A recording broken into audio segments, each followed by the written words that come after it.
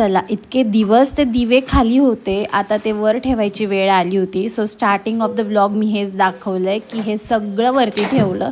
खालचा पसारा पण कमी होतो आणि ह्यांना पण इतका मस्का लावायला लागतो ना, हे करून द्या. पण आज ना व्यवस्थितपणे हां ठीक आहे चल असं केलं ह्यांनी. नाहीतर कधीच असं नसतं की नाही आपण थांब करूयात असं करतात. चला असं. Hello everyone, welcome back to my channel. मी प्रियंका तुमचं सगळ्यांचं माझ्या चॅनलवरती स्वागत करते आहे. काहीतरी वेगळं दिसतंय का? मी माझे स्पेक्स काढलेत, मी लेन्स टाकलेत. ॲक्च्युली मला एक शूट होतं, जो ऑलरेडी कालचा ब्लॉग तुम्ही बघितला असेल. तो शूट मी कंप्लीट केला आणि त्यासाठी मी थोडासा मेकअप केला होता आणि माझं मला छान वाटतं असो. आता मला आवरायचं आहे. उद्या सकाळी भरपूर सारं काम आहे, कारण उद्या न्यूट्रिशनल मंडे आहे. सो त्याची पण तयारी करायची आहे आणि आठवडा पुरेल एवढं मला वाटण करून ठेवायचं आहे. सो मी ते कसं करते ते मी तुमच्याशी शेअर करते. बाकी गोष्टी मी तुमच्याशी शेअर करतच असते. So stay tune. मी काय काय करते, कसं करते दाखवतेच. पहिली गोष्ट, चलो उद्या आमचं न्यूट्रिशनल मंडेला काय आहे का, हां बीटरूट पराठा किंवा छोले चपाती. छोले चपाती तर आता पॉसिबल नाही, कारण सकाळ सकाळ कुठे छोले चपाती. सो मग आता उद्या बीटरूट पराठा माझा मेन. नंतर एक फ्रूट द्यायचे, ते होते बनाना किंवा ड्रॅगन फ्रूट्स. बनाना आहे घरात. आणि तिसरा आयटम आय गेस आहे मोड आलेली मूग, अदरवाईज ब्लॅक मनुके. सो आता मी ह्या दोघांमधलं पण काहीच देणार नाही, कारण एवढंच तो खाऊन येत नाही. त्याच्यामुळे तिसरा मेनू मी स्किप करणार आहे. लास्ट टाईम मी दिले होते 3 मेनू, त्यातले फक्त एकच खाल्ला त्याने. सो मी 2च मेनू देणार, एक तर फ्रूट आणि पराठा, असं गोष्टी करणार आहे. So stay tune. बघूयात मी काय काय तयारी करते ते पण सांगतेच, आणि वाटण कसं करते मी आठवड्याभराचं तेही तुमच्याशी शेअर करते.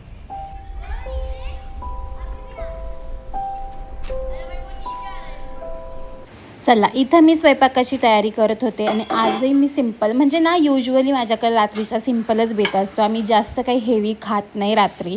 सो इथं कढी, भात आणि परत कोथिंबीरची वडी. आता कोथिंबीरच्या वडीचा लास्टचा टर्न असावा आणि भाकरी, असं काहीतरी मेनू होता. आणि इथे बीटरूट घेतलेला आहे, कारण उद्या बीटरूट पराठा आहे. मग मी आजच तो चांगला शिजवून ग्राइंड करून ठेवणार आहे. सो त्याची तयारी केली.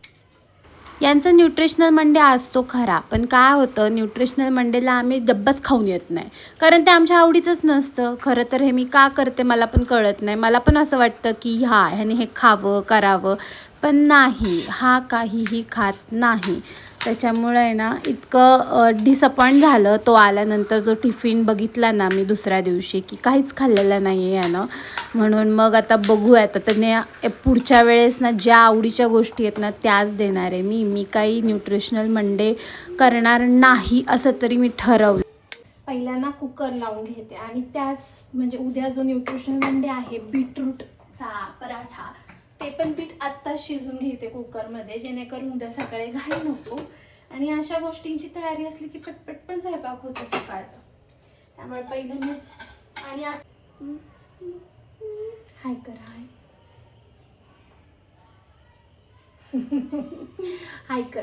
हाय कर ना. झोप आलं तुला? आज झोपलोच नाही आम्ही, टाइमपास करत राहिलो, मग आता झोपच नाही. आता झोपायला आलाय है ना, खाऊ झोपायचा. आता काम करून देईन की नाही काय माहिती. सोनी जा खाऊ खा, ते खेळ जा. तुला खाऊ देऊ का काहीतरी? हा दो खाऊ देऊ तुला काहीतरी. खाऊ देऊ काय? खाऊ देऊ सांग. खाऊ काय देऊ? काय देऊ? फुटाणे देऊ? फुटाणे. आता कढी तर प्रत्येकालाच माहिती आहे, पण ना आता मी काही इथं स्वयंपाकाचं किंवा काय डिस्कस करणार नाही आहे. मी युजली, तुम्ही ती बातमी पाहिली आहे का, म्हणजे संभाजीनगरची, त्या मुलाने कडेवरती जाऊन जीव दिला आणि त्याच्यासोबतच त्याच्या आईवडिलांनी सुद्धा त्याच्यासोबत जीव गमावला. म्हणजे कितपत बरोबर आहे मला काही माहीत नाही, पण माझ्या परीने, माझ्या दृष्टीने ते चुकीचंच आहे.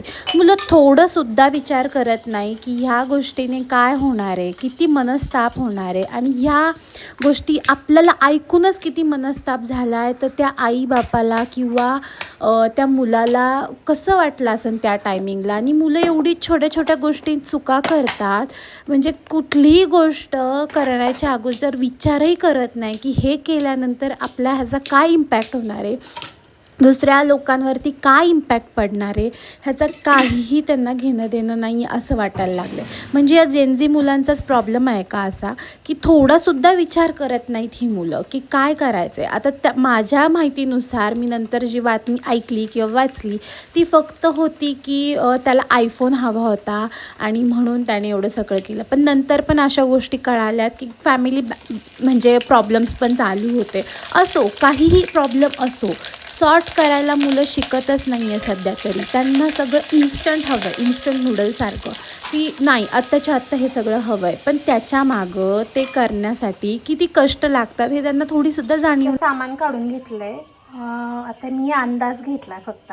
खोबरं जेवढं घेतलं आहे ना तेवढंच मी भाजलेले शेंगदाणे घेतले. त्याच्या अर्धे मी लसूण घेतले, एक तुकडा आलं, थोडीशी कोथिंबीर आहे. इथं 2 ते 3 चमचे तीळ आणि जिरं घेतलं. तर हे सगळं आणि हे भाजून घेतलं. सो हे सगळं आता मी व्यवस्थित वाटणार आहे आणि मग फ्रीजमध्ये ठेवणार आहे. एवढंच आहे, बाकी काही नाही. पण छान असं राहतं. एक 7 ते 8 दिवस आपल्याला काहीच टेन्शन राहत नाही, मला तरी राहत नाही भाज्यांचं. आणि इन्स्टंट कामं होतात ह्याने ना, इन्स्टंट होतं. म्हणजे आल्यावरती ना हार्डली मला पाऊण तास लागत असेल जेवण करण्यासाठी. सो हे मी वाटण असं करून ठेवते. युज्युअली मी सॅटर्डे किंवा संडेला बनवून ठेवते, जेणेकरून आठवडाभर छान जातं. मला काही सुक्या भाज्या असतात त्याच्यामुळे एवढं काय फारसं वाटत नाही. पण मी एवढं केल्यानंतर किती मोठा डबा होतो तयार वाटणाचा हे मी तुम्हाला दाखवतेच. पण खूप सुंदर वाटण होतं आणि काही नाही एवढंच मला म्हणायचं. युजली मी मोठ्या भांड्याच घेते, कारण मग छानपणे मिक्स होतं. नाही तर खूप खेळ खेळायला लागतो छोट्या भांड्यामध्ये. सो पहिल्याच सगळं मी हे करणार आहे, खोबरं छान ग्राइंड करून. चला तर मी मगाचा टॉपिक परत स्टार्ट करते की त्यांना खरंच जाणीव नाही आहे. आणि मुलांना नाही म्हणलं ना की ते पचवताच येत नाही. खरं तर हे आजकाल शिकवलं पाहिजे की मुलांना नाही म्हणलं तर ते कळलं पाहिजे की का नाही बाबा, काय याचं रिझन, म्हणजे याच्यामागं किती कष्ट आहेत किंवा काय आहे. एखादी गोष्ट आता आपल्या काळी कसं होतं, एखादी गोष्ट द्यायची म्हणलं आई वडिलांनी की ती आत्ता नाही नंतर घेऊ आपण, किंवा माझ्या वेळेस तर असं होतं की बऱ्याचशा वेळेस की नाही आत्ता नाही घेऊ शकत आपण, हे सगळं आपण नंतर घेऊयात. सो ते जे होतं ना ते आम्हाला कळत होतं. पण ह्या जनरेशनला कसं होतं की हे पाहिजे ना, तर आत्ता आपण लगेच इन्स्टंट देतो. काय विचार करून की नाही आपल्याला मिळालं नाही, सो आपल्या मुलांना मिळलं पाहिजे. येस, जरूर मिळलं पाहिजे, आपल्या इच्छा मारल्या नाही पाहिजेत.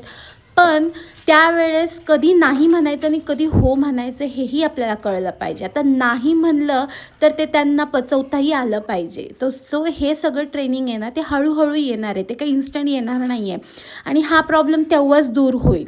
सो मला तरी हेच वाटतं. तुम्हाला काय वाटतं ह्याबद्दल नक्की मला कमेंट सेक्शनमध्ये सांगा. झालंय माझं वाटण पूर्णपणे, सगळे घेतलेत मी वाटून. आता मी तुम्हाला दाखवते किती झालंय. आणि जवळपास ना मला आठवडाभर नाही पण जास्तच जाणार आहे.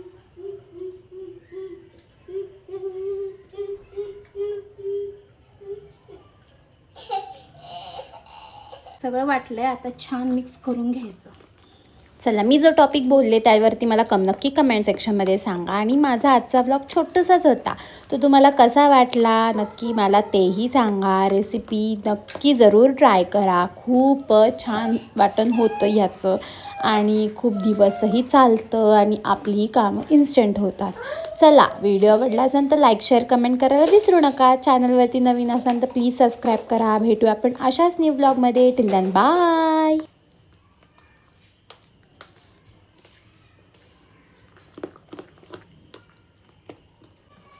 एवढं असं तयार झालं आणि स्मेल पण छान येतोय.